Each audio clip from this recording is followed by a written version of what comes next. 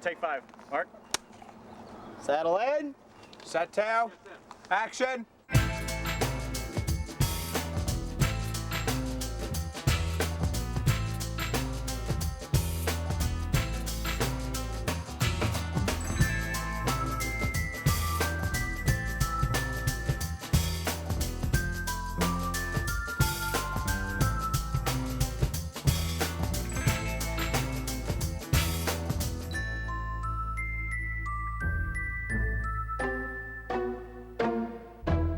When I put the script together, I saw the style as being a modern-day period piece.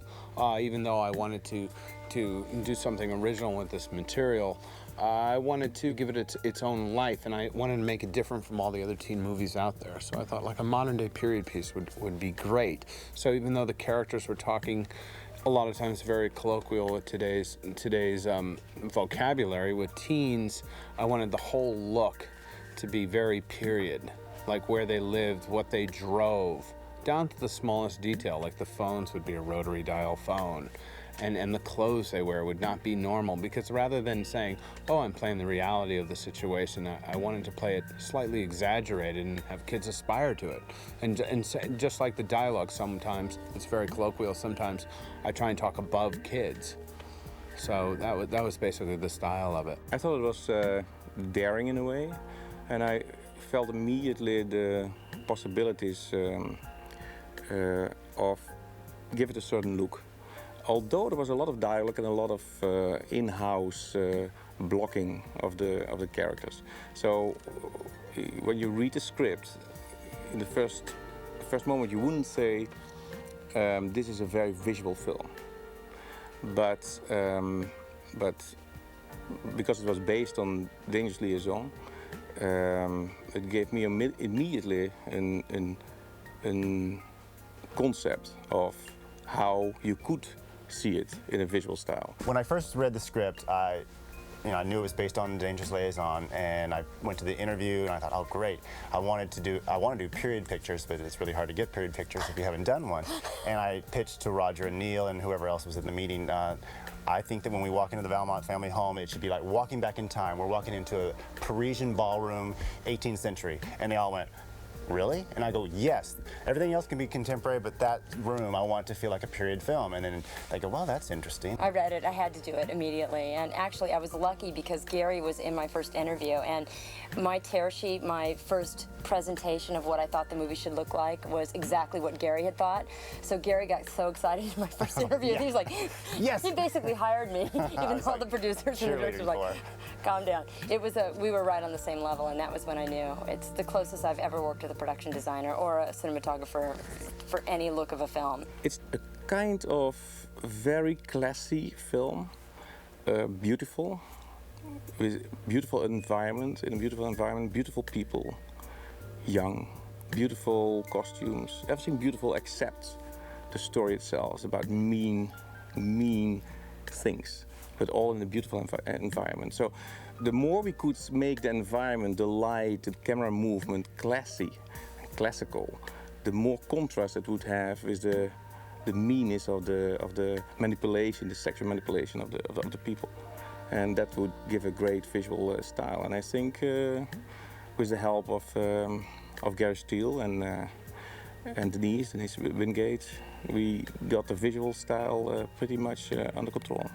Your home is so beautiful, Mrs. Rosemond. Oh, thank you, Annette. It's been in my family for over 100 years. Once Gary and I were set on the design, we started interviewing costume designers. And Denise embodied so much, and that she was very hip to what teens were doing, but she also, again, got what we were trying to do. And I was like, I don't want kids dressing like they normally do. I want them in suits. I want them in just incredible clothes, so that when people saw this movie, they were like, wow, I have, how many kids start a movie wearing a suit? That's what makes this movie different, I think, from a lot of things out there. And Denise really, some of the costumes she brought to the process were incredible. A lot of the costumes carried from room to room, from scene to scene. So you kind of had to play them against the other characters they were with and against each other and against the different rooms. There's a lot, I think people take for granted what actually goes into everything you have to think about when somebody's wearing a costume, like what precedes it, who are they with, and you know, and usually you don't have the chance to do an arc, like a character arc, and we were lucky enough to be able to do that with Sebastian, I think. I mean, we kept him dark the whole way, and when he was actually falling in love and coming to his own, he was wearing this bright color, and then it went down from there. I mean, it's subtle things that maybe people will never notice, but it's things that it's things that I feel like I need to do just for my own design. Have fun with it. Nobody else will notice it ever. Yes, they will. Oh, it doesn't matter. You notice. It works, you know. Yeah, we try to do that. There was a constant discussion.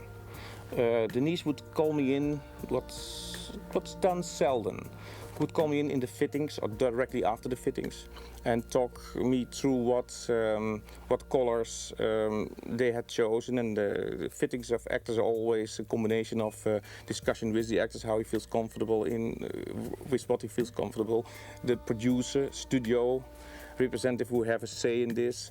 And then he always would call me in beforehand to make already a little bit of choice, what I would think, and afterwards to show me what the choice had become, so that I could integrate that in my, or could include that in my look. We showed Teo everything, every prop, you know, that way we could all And we were actually lucky because work together. It's very rare that production designers and costume designers' offices are right next to each other on a stage. So every time something came up, we showed each other everything, and it really helped with everything we did. Because we tried to stylize the whole as much as we could. Like there are some things that we would have stylized even more had there been more money, but yeah, more money, more time. More money, more time. Yeah. But for a little movie, I mean, it's only 10 million, and we really didn't have a lot of money in our departments. We got to do quite a bit because, as we say, Roger, as we said before, Roger let us do basically whatever we wanted. He would say, make it look pretty. Yeah. Just do it, whatever. He gave us free reign, and we were very lucky. I had one trick with them, all of them, which was when the producers would sometimes disagree, and it was really my decision, and they graciously let me have that decision, I would absolutely just say to each of them several times during the movie, are you going to die if I don't let you have this? Prove to me that you really need this, because I have to fight your fight. And I would go on their passion when it came to the look and the style. And a lot of times Gary and Denise would say, I have to have this or I'm leaving the show. It's that important to me. Because it's very important to pick and choose your battles as a filmmaker. And once they said that, I stand by Gary Steele. And he was right. I kept fighting to get more period-looking interiors. We had a couple contemporary things like the therapy office, but you know, we looked at billions of homes, and I kept wanting the ones that looked, try to make it as period as possible on a contemporary film. And guess I would have liked to build more, but that's. And I have the same, the same problem is I would have liked to have built more clothing, and I did certain pieces, the pieces that were very period looking, I built, and we tied them in with Prada and Gucci and Calvin Klein and Donna Karan to make it more contemporary. But like the long coat that Sebastian wears in the end is from an 18th century French frock coat that is from the Napoleonic period, and I actually took it from a design of that. And you try to build like certain pieces, you have to pick your battles, and you just take certain pieces and tie that in. My, what an adorable shirt you're wearing. Thanks. My father took me on a trip to Australia. How are things down under? Blossoming, I hope. Sebastian! Knowing very little about filmmaking, I would talk in very layman's terms, much like anybody would talk to somebody who was given $10 million to direct a movie, and I would say, I want this to look cool, really at the basic level. I said, every room I see, I want kids to go, I have to have this. I must have this. It's like when I see a James Bond film, I have to have everything. But rather than techno gadgets, I said, your goal is to, I want it very kind of period, but I want everyone to say, I want Sebastian's room, I want Catherine's room, I want this bed, and I want this thing under the bed, and I want these colors and everything like that. Well, we tried to have everybody had their own tone. We tried to do that with rooms and with colors, and if you'll notice, Annette had her own tone, which was all pastels. for the most part, except for when she actually leaves Sebastian and she's wearing red. That's the only time she's in her primary color. We try to do that with every single character. Sometimes it's difficult because of rooms. I mean, you try to give everybody a tone, but you also at the same time try to stay true to their environment. And sometimes it might work in one room and not another. Yeah, exactly. And sometimes you have to change things, which I have actually. And it's easier to change a sweater than it is to change a wall. We had to make things work, and we fought very hard. Gary and I fought very hard for very expensive locations and gave in on other things because we knew that we were going to get the best out of it. We fought very hard for a very big set in to be built, very high, so that we could shoot up and get the feeling of a very rich environment. We knew we were going to build something, and that was going to be the living room and the 2 bedrooms and the hallway, because so much time was going to be spent in those rooms. And I just, honestly, I said, make it look opulent, make it look decadent and rich, and no kid stuff in the rooms. And Gary, and we talked briefly, and he said, I want these colors to just pop out. The blue room was very cold. That's what her character was. We called her the Ice Princess and tried to make it very cold and sterile. And in his room, we wanted it to be much more warm. He's intellectual, he reads a lot. And, you know, the walls, of course, are much darker and rich. And as we said before, everything, we tried to make it very decadent. I mean, every piece of furniture, you know, most of the furniture and the artwork both, we tried to make everything a classic in that home as much as possible. You know, classic pieces of furniture, classic art, be it present day or, you know, old stuff. Old shit. Old crabby shit. But we, you know, everything was dark, you know, because we thought of it as a tragedy. Yeah, and, I tried to do the same thing. Yeah, tried to make it as dark as you could, even though some of the locations were very bright, like the atrium and some of which I didn't really like that location. But there's, you know, but sometimes you just kind of got to give in. Pick your battles. You got to shoot. Yeah, exactly. You pick your battles. You fight for the Valmont home, and certain things that you know are really, really important, and certain things they say, all right, that's where you're shooting. You make it, you know. You make it work. And I have to say that Gary made stuff work in the most oddest of locations. Yeah, we were in some weird places, but it was fun. Yeah, I mean, you'd have like a room this big. Okay, make it look. There it is. Yeah, exactly, do it. I must be the luckiest filmmaker alive because I let these guys have free rein, and they just did a great job. Who is our friend who gives you such pleasure? Where could he be?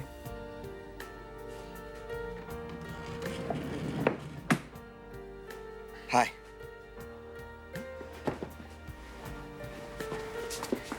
Some fucked up shit in this house. Call me. I remember the days I said, Ryan, this is your bedroom, and Sarah, this is your bedroom, and they just loved it. They got it. I always talked I talked in themes with the actors. Ryan was knowledge is power. The wall of books.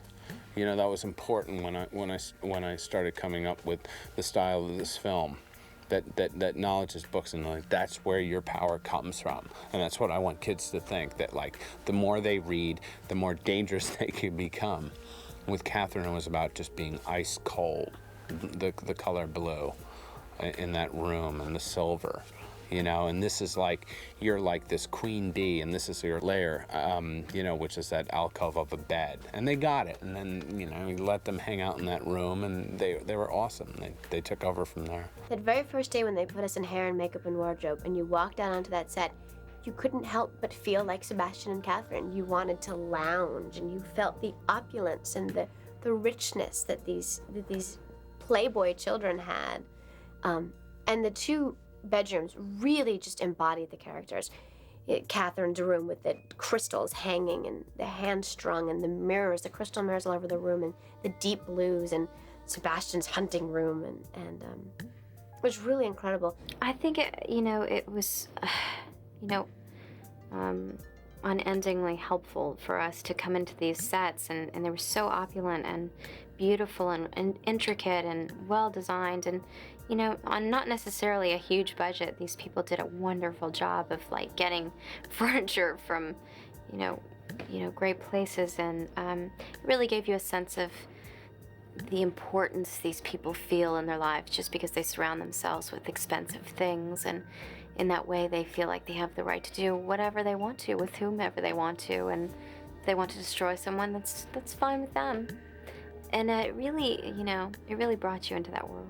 We rehearsed in Roger's house, and I was very thankful to get to a set that was, you know, just, it was just such a lush, you know, luscious movie in every way, and I really thought that they did amazing work, you know, with all the details. What impressed me the most was the actual, like, our bedrooms and the the Valmont living room. It completely enhances the movie and your performance when you walk into this room that already has character and history and strength. And to me, Theo van der Sande shot the movie like Remains of the Day, like, you know, a Merchant Ivory film. It's got that look that I think, you know, elevates the film. When something looks so well crafted, you know, the way I feel like this movie does, it's sort of, it does take you away to a different place, you know. Theo is my film teacher. Neil Moritz, the producer of the film, said, Theo read the script and wanted to do it, and he said, don't even look. You're lucky to have him. And you know, you go through this process when you're a first-time director. No, I want to look at a bunch of people. And I was like, I knew nothing what I was talking about. I met Theo. He was so intelligent. I was terrified. I was so insecure when I met him. He's so brilliant. I mean, you look at this movie, and this is, again, a $10 million movie, and it looks great because of Gary Steele, Denise Wingate, and Theo van der Sande. And Theo taught me everything I know now about filmmaking, shot listing, how to correctly block a scene, the look of the film. I learned everything from Theo. He is a mentor to me. I showed him several films to show him what you could do with a camera. And after halfway the first meeting, he said, Theo, you know, you saved me $40,000. I said, why is that? I said, I don't have to go to the AFI. He said, I don't have to go. I mean, in this week already, I have so much, I get so much to learn. He says, yeah, you cost me $40,000. I said to him, plus what I give in to do the film, because it was a low-budget film and it was independent in the beginning. Of course, it became a studio film, but it was independent in the beginning, and I like it, so that's what my choice is. My choice is when I like it, I do it. Movies that influenced me were like The Graduate, and certain ways that Mike Nichols framed his shots were really important to me, and I didn't want to just do, you know, medium shot, close, and just have it look like a TV show or a bad movie. And Theo responded to that, and Theo and I had a staple of films in which we looked at, you know, one being Theo said, look at Bertolucci's A Conformist, which, you know, I was like, oh, okay. And it was amazing. You learned so much about filmmaking from that one film. And Visconti films The Damned and Death in Venice, and Theo is an encyclopedia of these foreign films, and they were very influential in looking at the style and the colors and what he was trying to do, because I didn't have the vocabulary to talk properly as a director to a director of photography. So we talk in terms of movies, and I say, I like this, I like that, I like this from that movie, and he would process my layman's way of speaking and say, oh, I understand what he's saying. We got very quickly to that agreement that I would do my best in that direction to make it look as much as possible as a period piece in the 90s. We went from there, and he respected a lot my input, and that was pretty big. Well, let me tell you something. People don't change overnight. You and I are two of a kind. At least I have the guts to admit it. I'm really proud that the fact that really what I set out to do when I wrote this thing, I had a great relationship with all the people involved, the cast and the crew. We still get along, you know, we still talk, we want to work again. And it's really about the relationships, and I'm just not a filmmaker. It's like, this is my vision and I have to have it. These people are great at their job, and what I'm most proud of myself is, like, I'm able to say yes, no, yes, but let them really create. I'm most proud of our collaboration, I have to say, because I've never worked more closely with a cinematographer or a production designer or a director where we actually sat down and every day went over things, and that's what I'm most proud of. I think it's it's one of my most beautiful stuff that I did in the States. In Europe, I was, in fact, more or less an expert in period films. When I got here and I did Miracle Mile and Crossing the Landsea and Wayne's World, and because I want to have a variety, I lost the contact with beautiful films. And I saw immediately in the script, and when Roger agreed to the possibility to make it a beautiful film. We had a blast. We had It a was blast. a lot of fun. You know, you do It's enough fun to work it. with creative, crazy people. You know, you're supposed to have a good time. What is it we say, that you have to laugh at least 2-3 times a day, or why bother? And we did. We laughed a lot. I'm glad I had the support of Neil and Heather and Columbia Pictures and Amy Pascal, who let me have free reign pretty much. And when they involved themselves in the process, 90% of the time they were right. And I'm proud of the fact that as a director, I'm able to decipher that. And I'm able to say, I don't say, oh, you're wrong and this is my vision and it's my film. That I'm like, I allow people into the collaborative process. And I'm always saying, that's a better idea than what I had. Great, we'll use it. It's my name on the film.